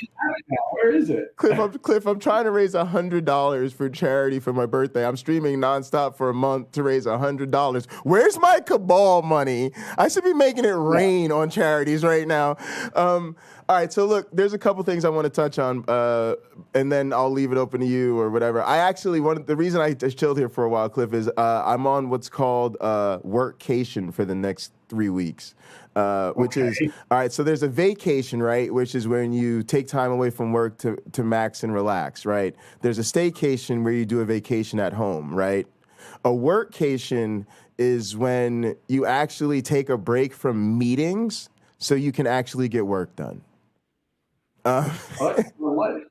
Yeah, so for the next couple of weeks, I'm only taking my meetings with you, like Mike every other week, and then Rob maybe like once a week or so. And then otherwise, I'm just going to actually be working on videos because I got to get a Vita Ed videos done. I'm going to be working on programming, doing MABE stuff. Like that's why I said I'm gonna start doing all this like work streaming stuff. This is why this is like dedicated time to like get that going that way when I'm in the flow of doing all this stuff. So this is a great time for me. So thanks for taking the time to do this. This has been super fun. All right, so Cliff, teach me about the fitness fidelity rate, because clearly I don't know shit about evolutionary biology because I don't understand the requirement for the fitness fidelity rate. This is a reference to what John Maddox was arguing during the LPP video. He told me evolution requires fitness fidelity for my simulations of evolution to work. I told him he was full of shit and that I'd never heard that term. Sorry, I'm caffeinated. What he was clearly referring to was the audio quality generated from an organism. I mean, I assume, because that's where I generally hear fidelity. The what quality? The audio quality. Like sample rate or something? I don't know, just like the sound, like when you put a record on, you talk about the fidelity of the record. Right? Yeah, right, yeah. Fidelity in a technical term. Sure. I never heard it related to fitness, so I got to assume it's that. So I assume what he's talking about is something to do with the ability of the organisms to make certain sounds and how clearly they can replicate the sound. Maybe he's talking about signaling. I'm just guessing here because fidelity just is not a word that comes up. Okay. Cliff, I was actually concerned. What would you have said in that situation? I'd like to see the citation where they're using that, because then I could understand how they're using it. I assume what he means is, the argument that they were making was that if there isn't some selection in play, then you're not going to get evolution. But what determines what is being selected? And again, this sort of goes back to the philosophy of science that I was talking about before, where it's like, look, when we build a digital system, what we are effectively doing is establishing the physics of a universe, a very simple universe, but we're just saying we're going to establish the physics. Here's how things operate. When you're given the world, the actual universe, you've got, quarks and electrons and neutrons and whatever, and then they combine in certain ways to make elements, and they combine in certain ways to make chemicals, and chemicals act in certain ways, and they have certain properties. And if you put two hydrogens together with an oxygen, this emergent property of wetness shows up, but not if you only do two hydrogen and one oxygen. You got to get a whole bunch of these hydrogen oxygen together in order to get wetness, right? But those are the rules. So those are the rules of the universe. And it ends up in our universe that there's probably a finite number of rules, but it's like an uncountable finite number of rules. Sure. We build our systems with a finite number of rules, highly controllable, so that we know we can modify individual rules and know what's going on. So go ahead. Yes, we construct a fitness function. We are the ones going in and deciding this is what's going to generate fitness in some cases. In other cases, I have built systems where I have simply put rules in place. I have not explicitly built in a fitness function, but implicitly I did, right? Because I made rules, and because those rules exist, there are certain ways that organisms within the system can leverage the rules, and so you get implicit fitness. But his claim was that since in the digital systems, we are doing something to, build the universe, that the results require an intelligence. Now, if somebody wants to argue that the origin of the universe requires an intelligence, but then God took his hands off the wheel, right? He sparks the Big Bang and then he walks away. That's a fine hypothesis. And for all of my research, it makes never mind. Like, it does not change anything that I do. How the matter of the universe got here and what established the rules that physics plays by, physics and chemistry and by. It doesn't matter. I study how these systems work. Now, the fact of the matter is we don't know how they got here. And so, whatever. But the fact of the matter is when we do our digital evolution, we create a system and then we walk away and we see what they do. And that's the analogy to The universe comes into existence in the form it's in, and then stuff happens, and we measure what happens. That's what we do as scientists. That's an incredible description. I want to highlight a few things for you guys. Like, number one, when I heard that question, I was immediately frustrated because I immediately thought, go fuck yourself, John Maddox. I have no idea what you're talking about. And I immediately thought Cliff would have maybe so much of a better response to this, and I got nothing. And so I went with that, right? I was like, nope, I've never heard that. I don't know what you're talking about.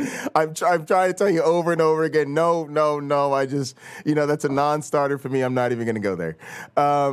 But guys, what you just heard from Cliff is amazing, right? And I'm new to all this, and I'm learning how to do this, and I honestly feel like where I'm trying to go with digital evolution is to get more like Cliff, right? I am a person who uses these systems for research.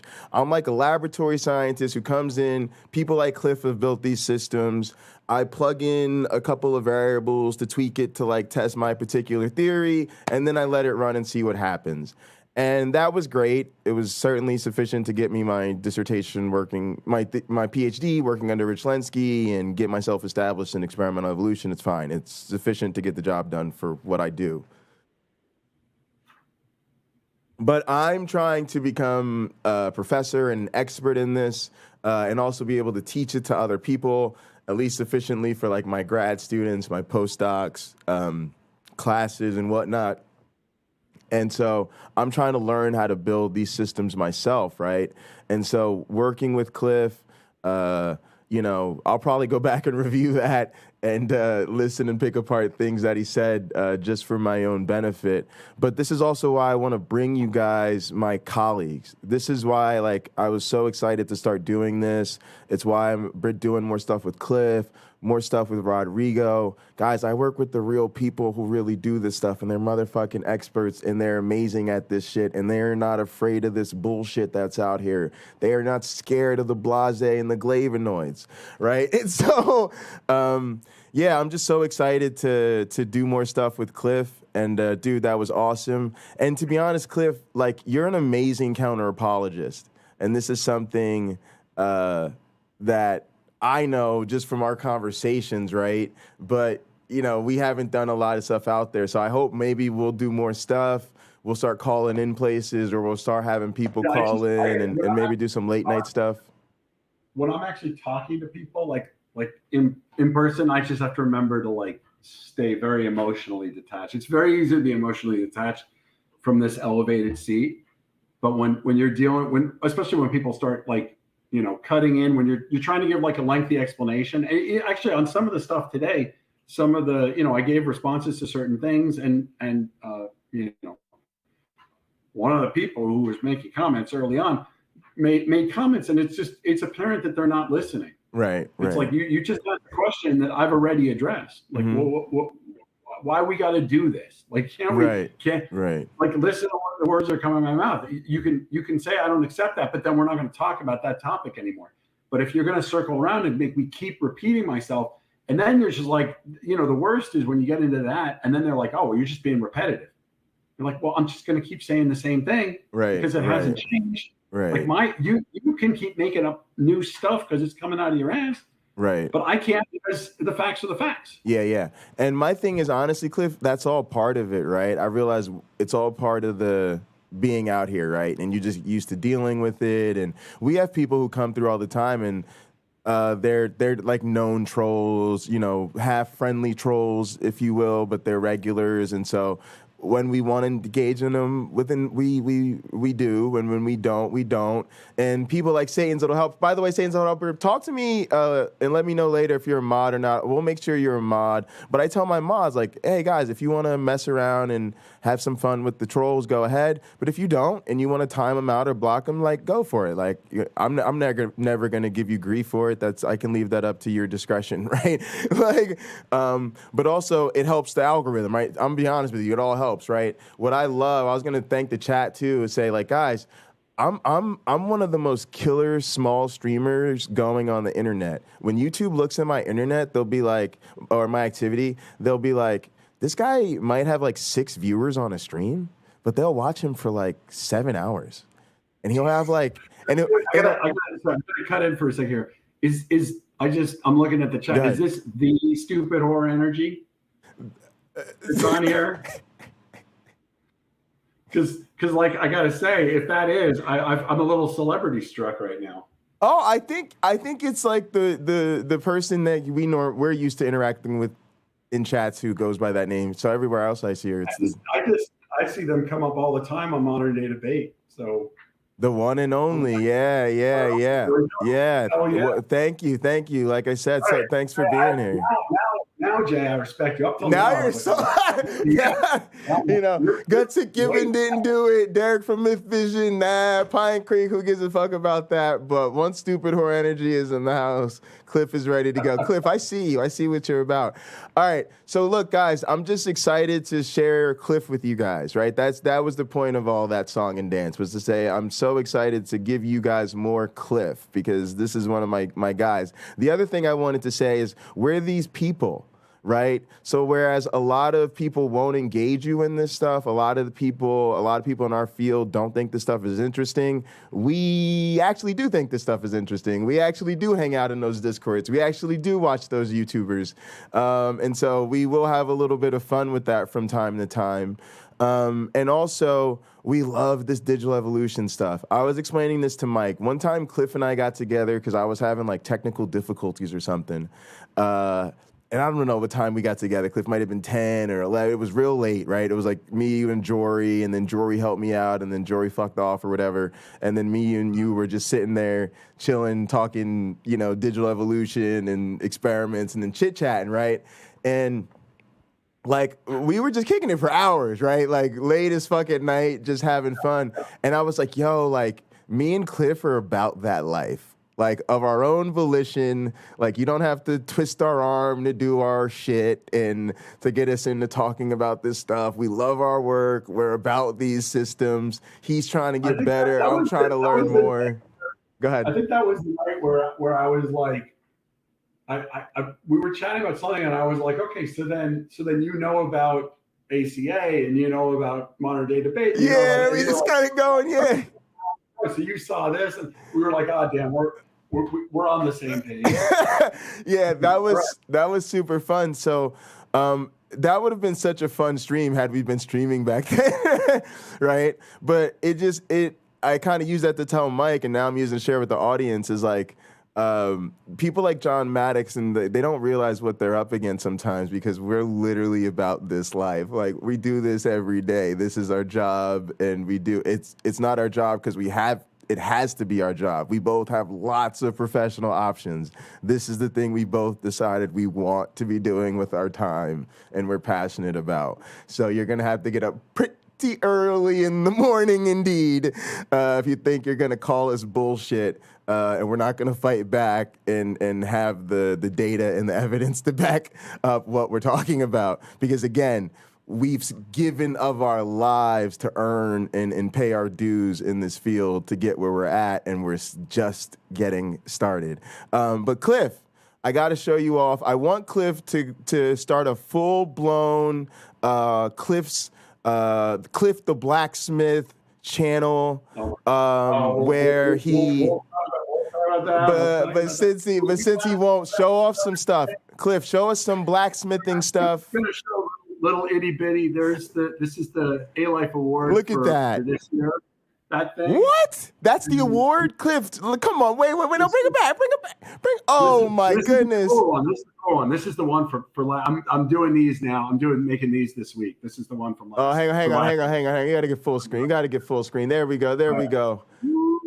Oh my goodness! Oh, look at the artwork, folks. Cliff, show him the big piece from the thing. Well, the big what? Share the Scrap Fest piece.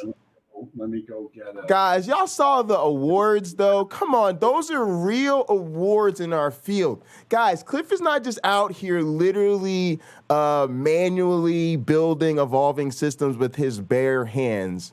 He is building the actual awards that are used in our field in his home blacksmithing workshop.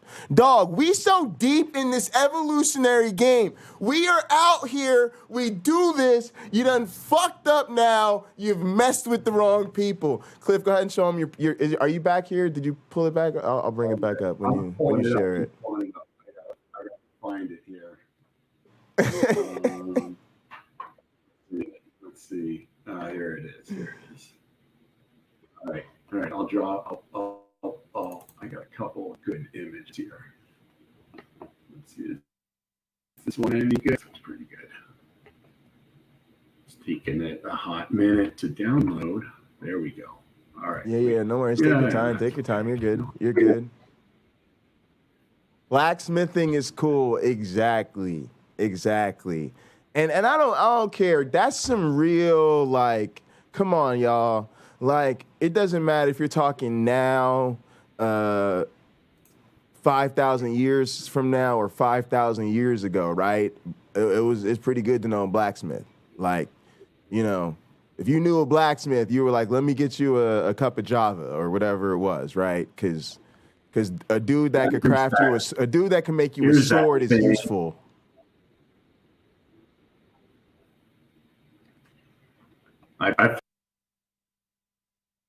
Did you already put it up there? Wait, sorry. I took I kind of accidentally. Oh, no, I didn't. I got it. Oh, no, I did. Okay. All right, here we go. I shared it. Okay. Also, Cliff, I'm going to elevate your privileges so that you get like to more like backstagey stuff, and I'm going to elevate you beyond guests for a restream. But yeah, guys, this is super cool. All right, so can we get a zoom? Can we get a zoom in on that? Yo, look at this, guys. All right, go ahead. Talk to the people about the piece, Cliff. This is the whole thing. Yeah, this is for Scrapfest. It's a thing that they do in Lansing here in Michigan. It's an art competition where they give artists an hour in a scrapyard to collect scrap metal, and then you have a month to turn it into art. And I always go down, like, I go deep on blacksmithing stuff. So this was my piece for this year. And it's like the bottom is kind of these grassy stalks. These are probably like 4 feet long, the longer ones. The short ones are like maybe a foot or two long. And then I did like these flowers on top. Whoa, hang on. Zach's in the house. Zach's a MSU grad student. Zach said, I was at this festival. It was super cool. Amazing work. It's a small world after all. Go ahead. There you go. Yeah. But so these were the flowers up on top. But this is all hand forged from sheet metal and rod. It was a fun project. It took a full week. I started working on it on a Saturday night, and I was done the Friday night, and then I had to turn it in the next morning. So it was a long week. Oh wow! But this is the stuff I like to do. You got a little slideshow too, right? I got some. You want like the whole? Oh my. Cliff, you got to show them a little bit. You got to show them. We're always going to have a little bit of blacksmithing time. So this is the time to show this piece, because in every broadcast, I'm going to have you showing off something. Yeah. All right. Here you go. So this shows some of the process for making it. So this was the morning before I dropped it off. This is just, you can see how big it is on a pallet jack. And then there's a close-up looking at the flowers on top. Oh, that's such a beautiful shot. Oh my goodness.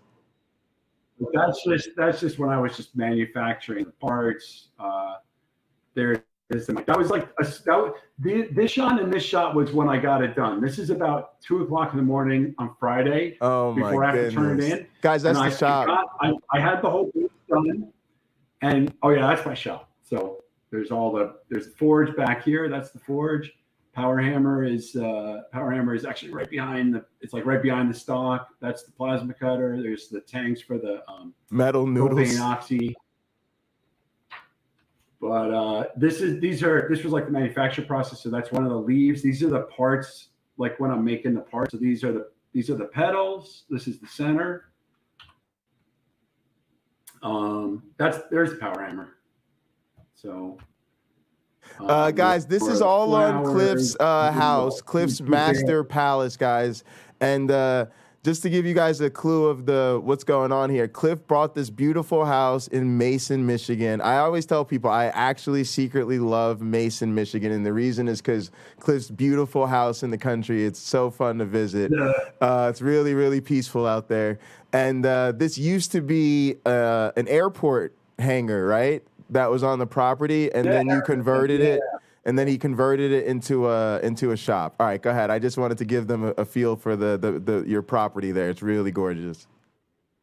Oh, I'm just going through the slides. So this is the whole thing disassembled. So because I have a little station wagon, I had to make sure it would fit in my car. So this is like, oh, you're testing the fit. You're making sure you can get it in there. Yeah, it was actually when I was dropping it off. This is how the base works. So it's got like a bunch of pipes. And all the leaves and the main stem go in these pipes, and that's the base on those. And then this is how you forged it to fit together. Oh, that's super cool. Those are the connect. That's awesome. Yeah. Cliff, do you draw this stuff out, or do you how much design what's your design process like? Camera.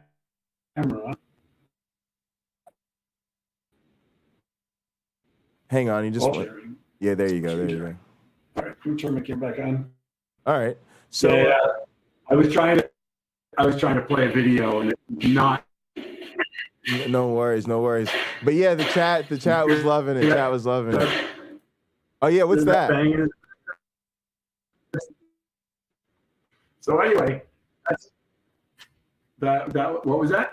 Yeah, I said the chat was loving that. That was awesome, man. That was super dope. Thanks for sharing that. So when we do this, I'm gonna have you keep sharing stuff and showing off stuff until you finally break down. And there we go. Now.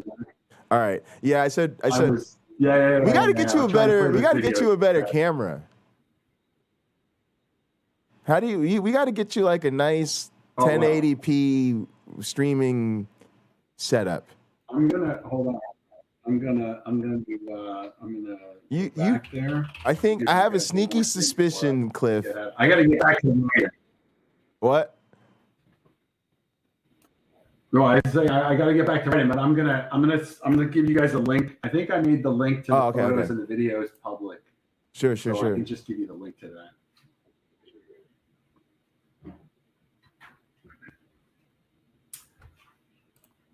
Red Nets.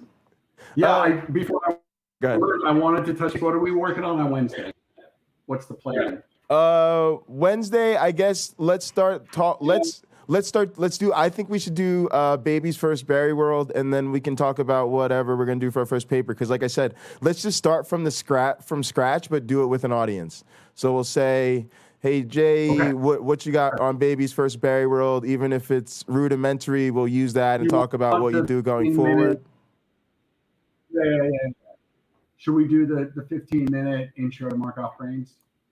Yeah, go for it. I would love that. That would be perfect because that would give people. What did you say? Oh, pull the link up. And they can know what we're. Yeah. I mean, I'll do that. That covers Markov brains, and then I'll explain how when we talk about brains, what we mean. Okay. And then I'll cover Berry World, and then we can talk about how you go about building. Where did you put it? That is what I'm. How do I post? I don't think you can as a guest, so you can put it in the private chat. You can put it in the private chat. Yeah. Put it in the private chat. That link works. I think. All right. Yeah. Oh, this is the link to Scrapfest. Yeah, this works. Yep. All right. So now I'll drop that. This is my photos, but at the end I've got some movies. You can see the process. All right. So what I'll do is And then as far as somebody was asking if I have a channel. Go ahead. No. I was just saying I was going to drop it in the chat. Go ahead. Talk about your channel. Somebody was asking if I have a channel. I have. I've got some stuff on YouTube, but I don't do anything very regularly. On Reddit and Discord, when I'm on there, which again is pretty rarely, I go by Art and Science. And on On YouTube, I think I just go by my own name. I don't even try to cover it up. Cliff, what I'll do too is if you want, and it's just totally up to you, it doesn't matter to me either way, but we can mirror these on your channel. I can add it to the places we go live if you want, or if you want to ever do like, hey Jay, I want to do this or that on my channel, just let me know. Also, I'll set up some links. So I have donation links down below. These broadcasts are on all my channel, but I'll also set up something that's called like donate to Jay and Cliff or whatever, and whatever people donate to that, we'll split. That's just kind of how I do things, because there's a lot of people that are trying to help my channel grow. My goal is to help other people grow. Real quick, guys, just want to send a shout out. We've been talking a lot about what I want to do, and I've been also kind of explaining some of this stuff to Cliff. Cliff, there's another angle to this. That's the other ace up my sleeve, right? The one up here, the ace up my right sleeve, is Rob Pennock. The ace up my left sleeve, though, is the fact that I don't want my only specialty to be digital evolution, right? My other specialty is science and multimedia. And I've been doing sound my whole life, right? I've been a sound guy my life. I've been a live musician my whole life. I've worked in production, right? And it's kind of second generation. My dad used to own a cable company. He's a producer. He's been a cable television host in New Jersey for, 35 years, more than my whole life. I'm always reading old numbers off his resume, probably 40 years at this point. And he's also a college administrator, right? So my dad works on political campaigns, hosts television shows, but is also on the board of trustees at a county college in New Jersey, right? So for me, what you guys are helping me with is like an amazing demonstration. What is the sound coming in? Oh, that's from the video. Okay. What you guys are helping me with is an amazing demonstration of a way that I can do science and multimedia and help other people with it. So I'm hoping to help other people start channels, help other people start making videos, do a lot of production and behind the stream scene stuff, right? We do a lot of that over on my channel. So all of this helps, guys, and your engagement in the chat, above all, is a tremendous asset to me. So thank you, guys. And yeah, I want to help Cliff do more stuff. Anyway, Cliff, go ahead. You said that we're going to do the Markov brain thing. I was going to say we'll do that next week on YouTube. I'm just Clifford Bohm. Oh, okay. It's just me. Send me a link in the private chat and I'll drop it so people can just click on it and then do it. I don't even know how to. Oh, I see. I go to my. I think I can update the description and I'll put it in the description. I don't know if this works. Well, that'll get you there anyway. But yeah, Cliff, also I think we'll start going through and we can also start making clips and stuff like that. Because if we start making little clips and stuff from this show, it'll be great. Thank you so much for your time, for doing this with me. This was super fun. Okay. I just want to say to Rebel on the way out the door that the incredible biodiversity, complexity, intricate detail, and beauty to life, blah, blah, blah. We got to figure it out, man. I'm sorry, but we do. Oh! You got to study, man. You just got to do some reading. Woo! All right. And with that, if I had a mic, I'd drop. And with that, guys, not only is Cliff leaving, I'm leaving. I got a 4:00 meeting with Rob. I'm going live afterwards to do some more stuff, and we'll chill tonight. We'll do some gaming. I'll also get set up for my coding and stuff. Monday's like my low energy day because I work hard all fucking weekend, and then I get into the serious business of things on Tuesday. But actually, I'll do a little bit of MAPE stuff today because I'll get everything set up and going, and I'll have a little fun with that before I do that. Anyway, guys, I'm a mic drop, and that was so beautiful. I'm getting out of here. In the name of the Darwin, the Dawkins, and the Christopher Hitchens, science bless you all.